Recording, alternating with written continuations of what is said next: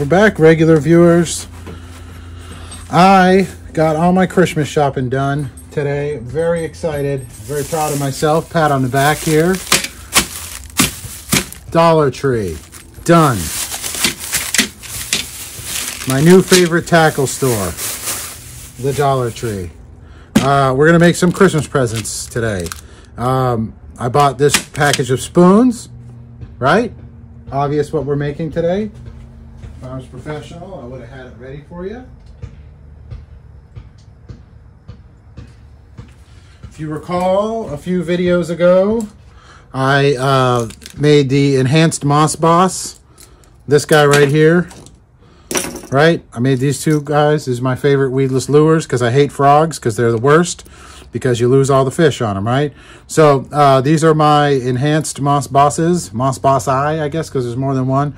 These things run about $9 a piece now before they look all fancy like this, which is bananas. I can't spend that kind of loot on a fishing lure. So I wanted to make my own. So there I was at the Dollar Tree doing my Christmas shopping, like I said, and lo and behold, I saw a bunch of Moss Boss I. So I already built one for you regular viewers at home. This is it right here. We've got our float on the back. This one was weighted. I've installed a hook, which is this little lump that makes the paint scheme look terrible. It's harnessed all the way through because I'm sure this plastic wouldn't be able to stand up to, you know, getting bit, the rigors of fishing, basically, is what I'm trying to say. So there's a wire harness all the way through it. The hook is riveted in and to that wire harness. And we have our float on here. This one has a weight on it, like I said, so hopefully it'll be tail first. And I've epoxied, when I did the whole epoxy coat, I epoxied this skirt on it to act as a tail. And we've got our trailer hook on there. Ideally, I would like to have had a bigger trailer hook on here, but that's what I had. So that's what it gets. This, I had gapped these a lot before in the original, but the way that this one sits, it doesn't look like it needs it. It looks like it still has the same amount of gap in it. So anyway, that's where we're at. I, of course, had to make my customary a shad pattern. I'm going to try to do a couple different fish-looking thingies with these guys, but we're going to get started. So again, I think this was, I got video of how much it was, though. So just to prove that I did buy it there.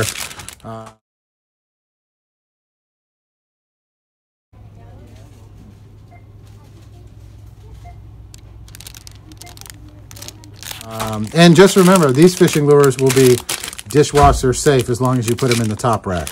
So you got that going for you. There we go. I swear I had this stuff organized.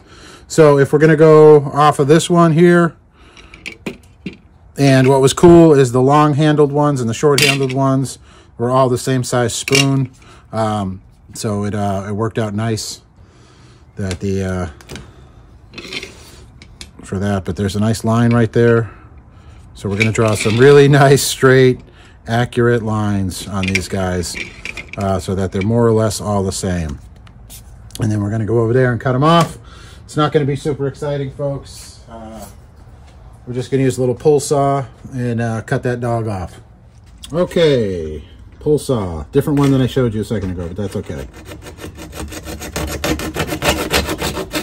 Wasn't that exciting? And that's how you pull a saw. Let's do that 2 more times and we'll be dead.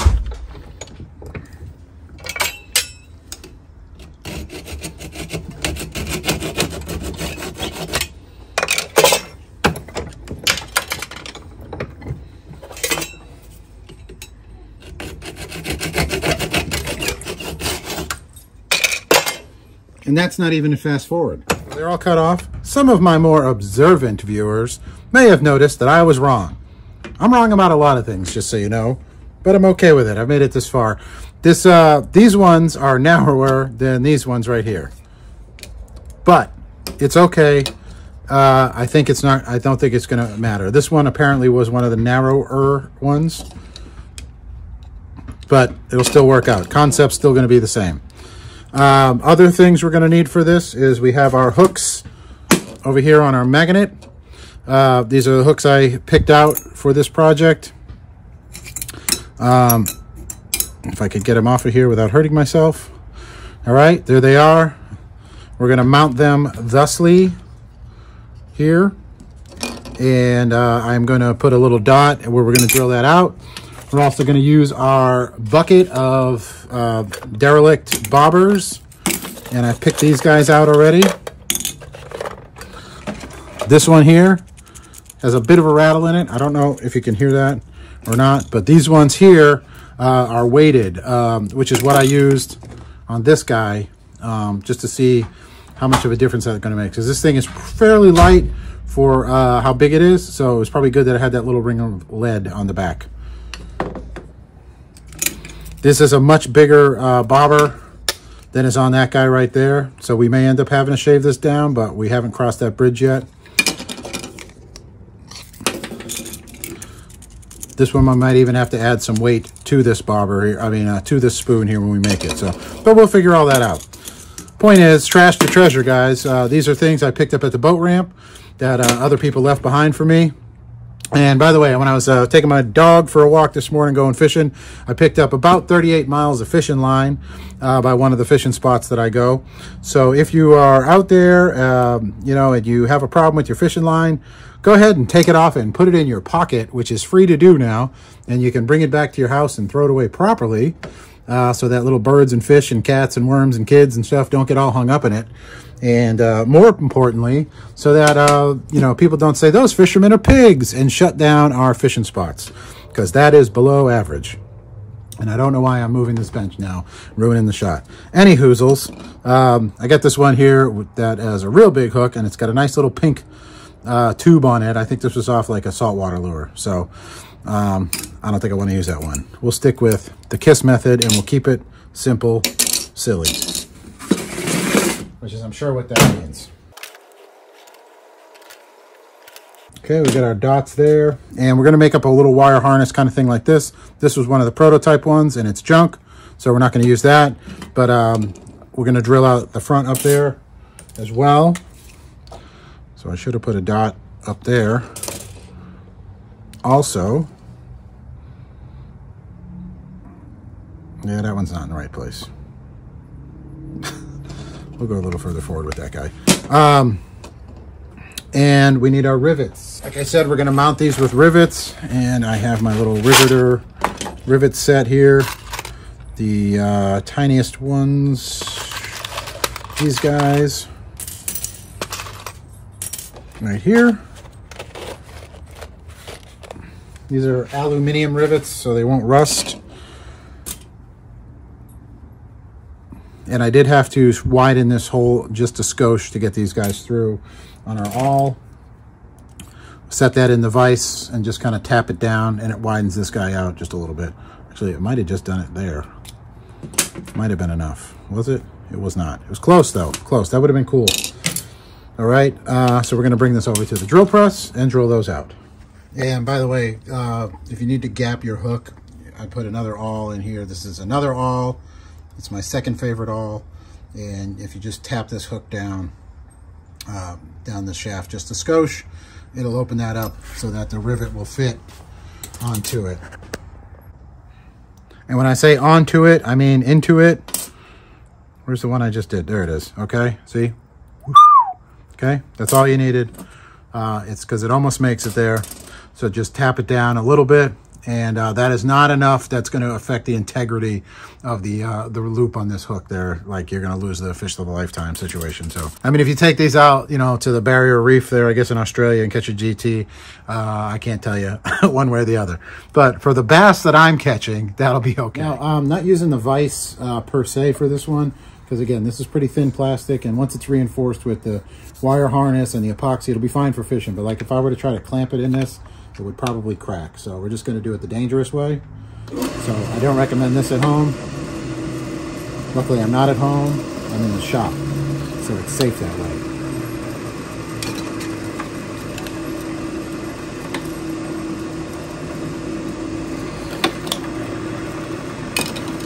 And we're just drilling out a little bit of plastic here. We're not like, you know, going crazy.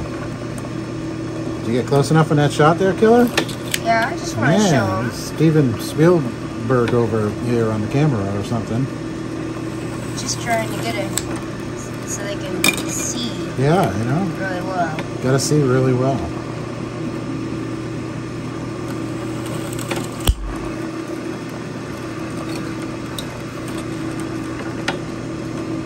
Right down there to that airport. Beautiful.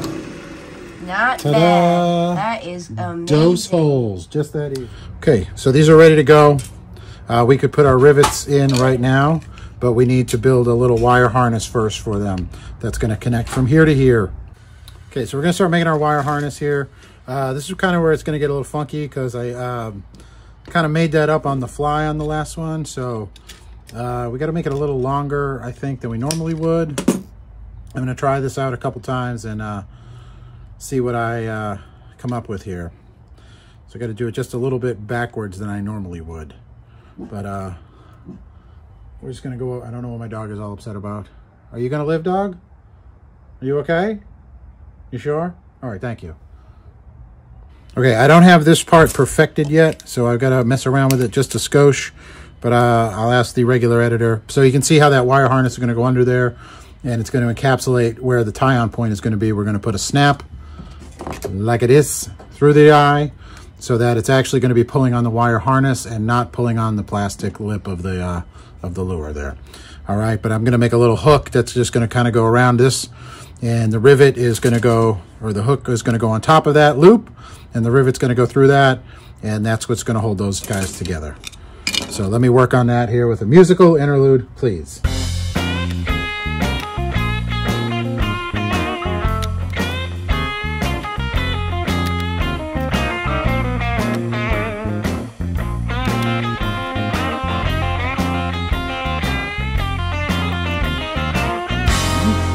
Right there for me, regular assistant, okay? Okay. You're the youngest regular assistant, right? Yes. All right, thank you.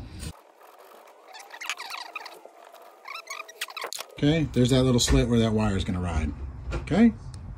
Okay, so we've got our little groove cut in it. And you can see it helps that wire sit right down in there so that this guy sits down a little lower. But we do have this thing on here, not to worry.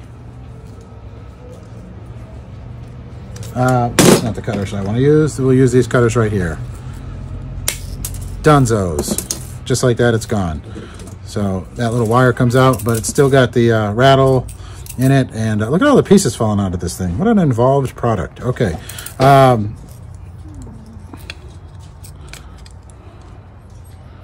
So there we go. So we're going to apply just a skosh of super glue to this channel, just so it sits down in there and it will hold itself in place whilst we use the epoxy on it.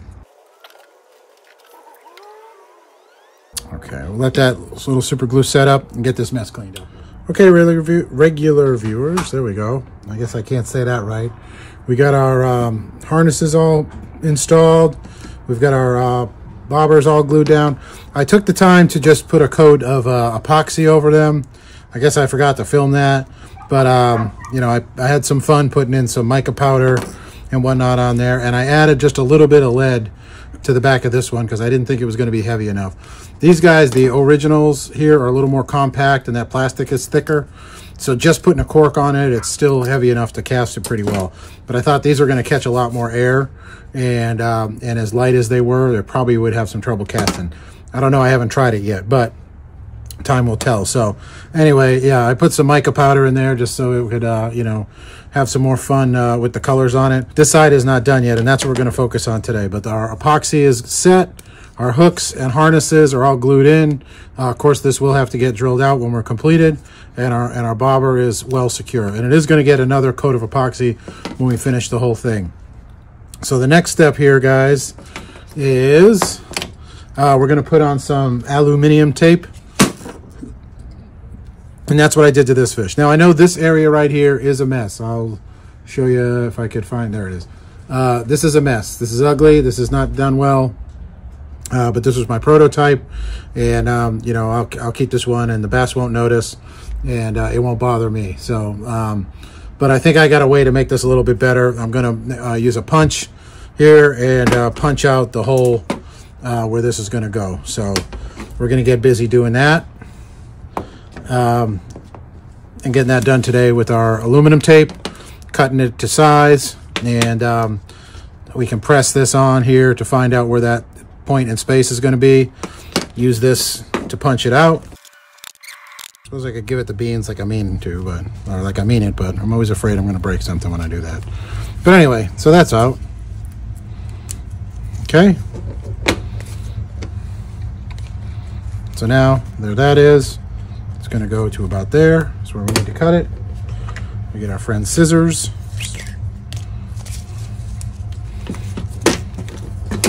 And wrap this tape up.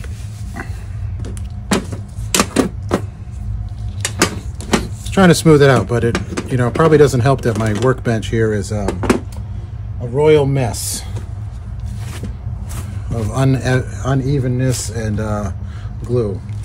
Let me clean this off a little bit with the dirty rag to try and clean the dirt off. Maybe I could work on one that's a little cleaner.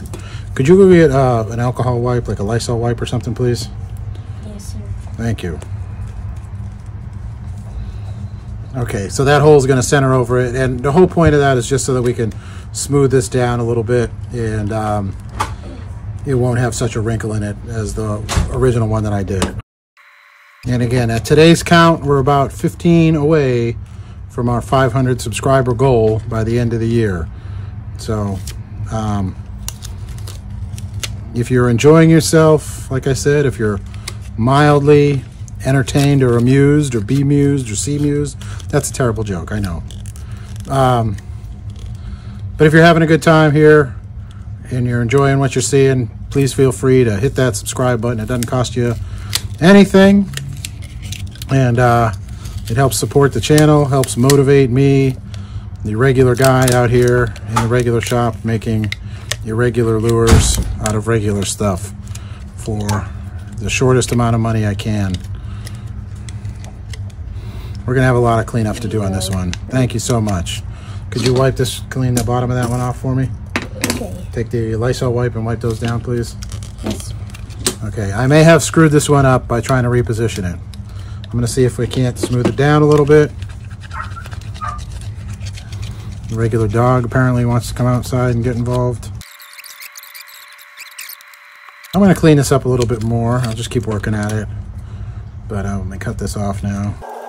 I am not the best at putting on aluminum tape, but, and I know it's not aluminum, I just like saying that. I'm not the best at putting this stuff on super smooth, but this is a cheap way to add a nice shine to your lures. Geesh, this stuff doesn't even want to cut. If you've never tried it before, you can foil tape any lure that you have, old lures, new lures, or anything like that, and paint over it pretty easily, clear coat over it with epoxy or something like that. So and this stuff is still relatively expensive.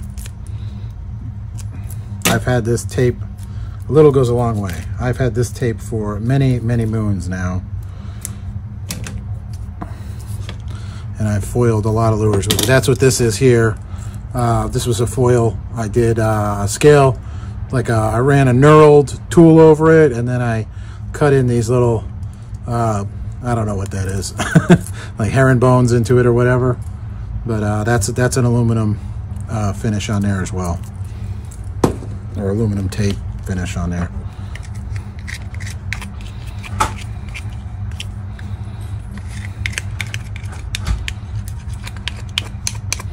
Let me get a Sharpie marker. That usually works really well.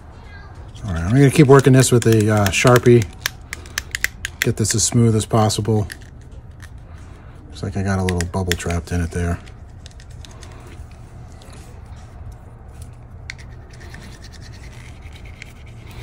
They make tools for this, I know. I've seen other guys who are way better at this stuff than I am use it.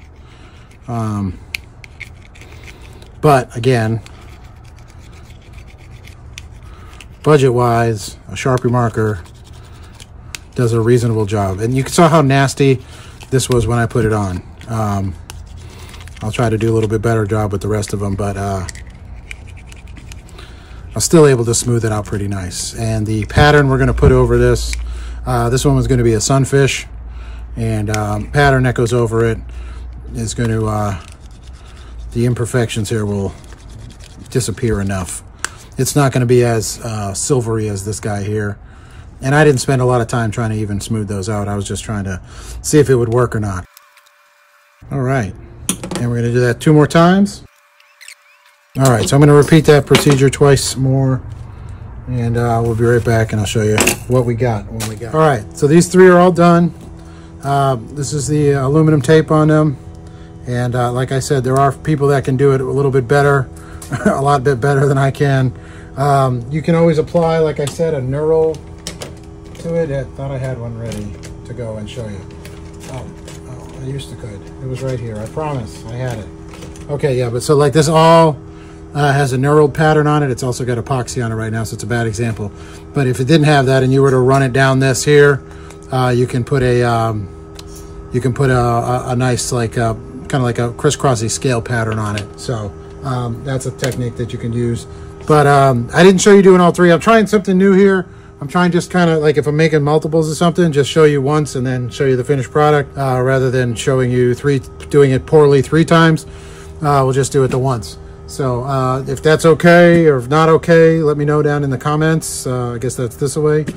And we're setting up our air compressor, airbrush, and all that business, and we're going to move on. So I'm going to try to do 2 sunfish patterns here and another shaddy type pattern. So, all right, we'll get back when the airbrush is all ready to go. Okay, we're set up to paint these guys. We'll start with this one here. I just have these on vice grips. They actually work a little better for me on the vice grips than they do in the little airbrush stand. This can hold it a lot nicer, it seems to me. So we're going to spray. I guess we're going to do both of these at once here. So could you go get this filled with water, please, for me?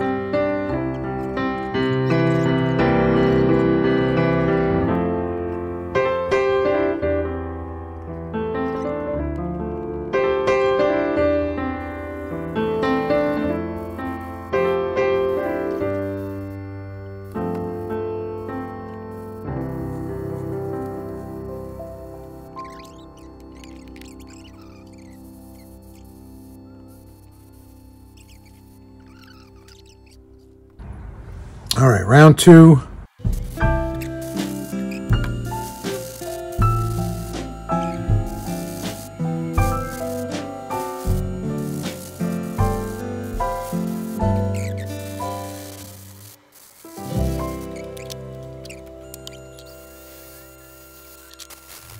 Okay, so this is kind of what we got going for our sunfishy looking pattern there. And now we're going to work on our gills. We're going to come in with some white here, do our gill, and then do our blue little cheek piece right here. And then put a little bit of blue highlight over the back.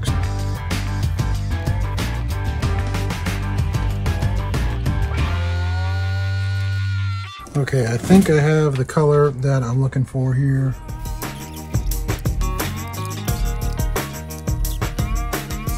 All right, what do you think, regular assistant, as far as sunfish pattern goes? Do you think we got a sunfish pattern? Yep, that's the best moss boss you've ever done. Okay, so now we need to put an eye on it and So call it let's- done did, so that we can epoxy this sucker and be done with it. All right? Yes, sir. So let's clean this mess up here and move on. Okay, paint session is completed for tonight. I think we did okay. This is what we were going for here. This is what we got. You know, not 100%, but the top one, not the bottom one. That's the guy, the more colorful one. There. So this blue's a little off here and a little too much maybe on the purple business, but I think we can fake it enough. But I do want a big eye here. I was thinking of the red eyes because like I've seen that on some other kinds of sunfish as well. And I don't think it's a terribly bad color to have on a sunfish pattern. That guy right there. So we will do that times 2. And I lost my favorite tweezers somewhere in all the confusion. Luckily, our friend All is extremely versatile, never lets us down, and we'll get the job done.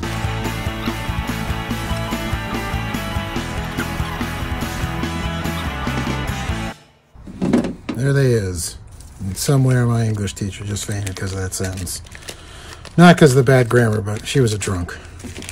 There they are. That's my bluegill pattern for tonight, and that's the best I can do. Next up is we have our shad, and this is the rattling shad. How fancy is that, huh? So again, we're doing this clear coat to make sure that the at this stage in the game that I don't accidentally scratch it up. I don't know if I was entirely thrilled with that color I came up with just then with that mica powder. I guess looking at the two, it didn't seem to mute it all that much, so maybe it wasn't too bad.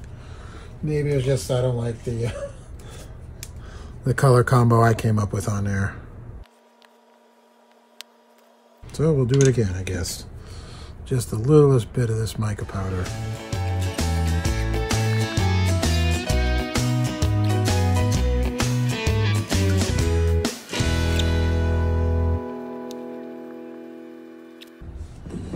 There those guys are, all painted up and sparkled up.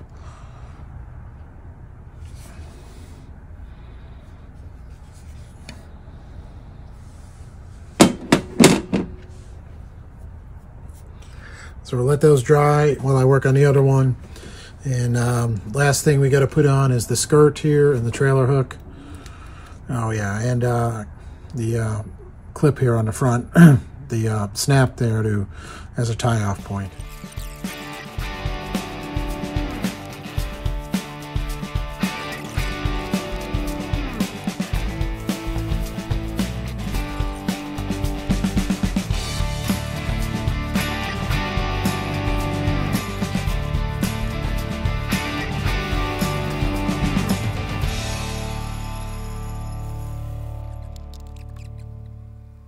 Okay, regular viewer, so confession time. I didn't realize that I had my compressor set to plaid, I guess, all the way up to light speed. I turned it way down, and hopefully that will help me to get a little bit better, nicer, reasonable human result here. Oh, look at that. Okay, much better. Wowzers. Amazing when you bring it back down to earth that it actually works. So at least my channel locks now have a nice purple hue to them. So I got that going for me.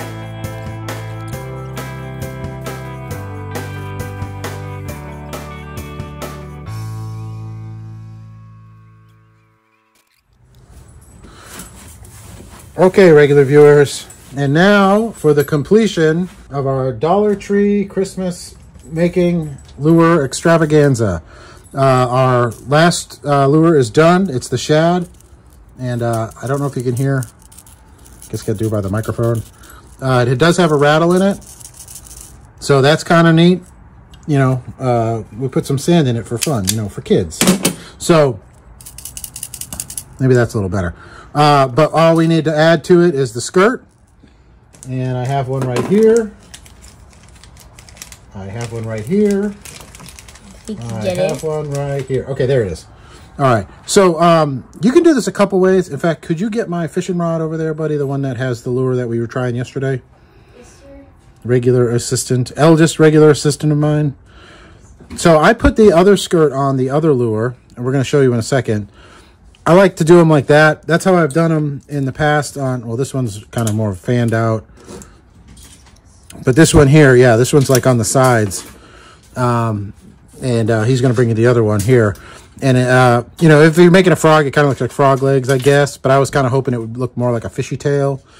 These ones I put on with the trailer hook, and I just put them on like a regular spinnerbait or jig skirt here. So we're going to do that to this one. And this little rubber grommet thingy here that you... oh, thank you very much. Yes, sir. So yes, this is the original one that I tried to make, or that I did make rather. And this skirt is epoxied in place. It was kind of neat because so it kind of just sits, you know, sort of gives the impression of a tail. I don't know, whatever. We'll see if the fish eat it. But again, this one is uglier here. I was trying to figure out how I was going to do that. So this is the first version. But it did cast well, and it came through the weeds okay. I was having a bad day casting yesterday. I just kept casting it like into docks and instead of under them. But that was me, not the lure. I did find out that in full disclosure, this little bobber for this guy wasn't big enough to actually keep it afloat. It sunk very, very slowly, which isn't too problematic, but ideally, you know, it should have floated. So these guys that have the bigger, well, this one that has the bigger float on it, and this one too, they shouldn't have a problem floating. This one might sink, but that'll be okay. I don't think the fish will notice too much. All right, away with this. Yes, sir. Just kidding. Thank you very much. Okay, so, but we're going to put this skirt on in a traditional manner, and because this piece of rubber is garbage, we're going to put a zip tie on it as well, because I live in the South. And in the South, apparently the heat destroys everything. So the little rubber deals that you get on these silicone skirts that work fine in the rest of the country don't work in the South for too long. They become like chewing gum and a disgusting snot. And let me get these out of the way. And a sticky mess. So I'm going to put a zip tie on that and the trailer hook, and then we're donezos. Okay, trailer hook is on.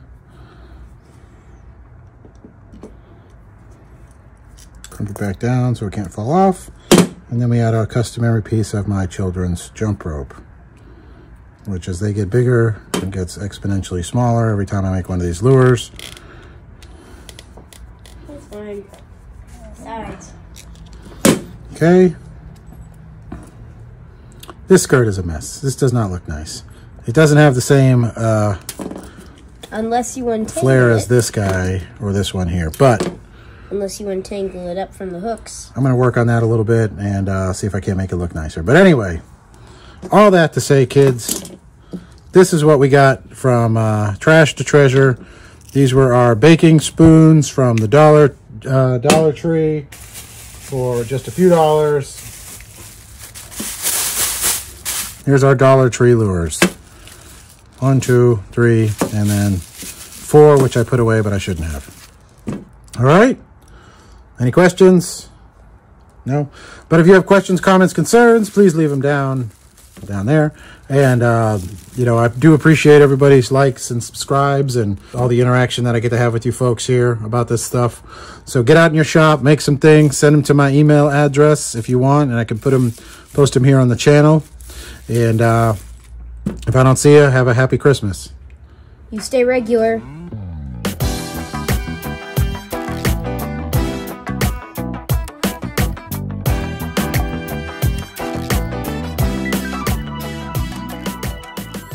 Don't forget.